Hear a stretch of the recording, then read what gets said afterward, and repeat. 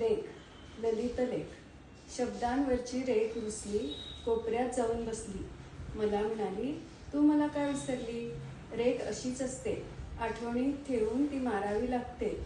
लिहिताना शब्दांवर, तर वागताना प्रत्येक नातेसंबंधात अगदी मध्यभागी. ती मारली की सगळं सोपं होऊन जातं. बघा ना, लहानपणीच पेन्सिल हातात आल्यावर सरळ नाही पण अनेक रेघोट्या पाटीवर आपण काढतो. त्या रेघोट्यांचा अर्थ मोठेपणी समजतो. जो एकच रेघ छानपैकी मारायला शिकतो तो जग जिंकतो. पण रेघोट्यांच्या कचाट्यात सापडणाऱ्याला जीवनातला गुंता सोडवणं कठीण होऊन जातं.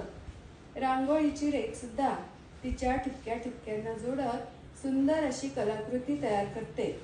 गणितातील आडवी, उभी, तिरकी रेघ बेरीज, वजाबाकी, गुणाकार इत्यादीची अभ्यासातील व व्यवहारातील उंची वाढवते.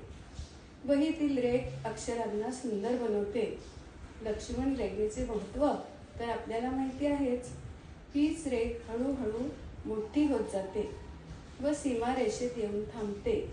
त्याच सीमारेषेवरून किती युद्ध झाली आणि अजूनही हीच सीमारेष आपल्याला आपल्या असण्याची खात्री करून देते. याच सीमारेषेवर आपले जवान आपल्यासाठी अखंड रक्षणासाठी सदैव उभे असतात.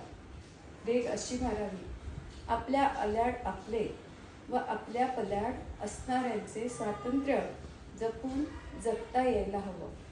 अक्षरावर रेघ मारताना अक्षराच्या सुरुवातीपासून अक्षराच्या शेवटपर्यंत मारली की अक्षर छान दिसते.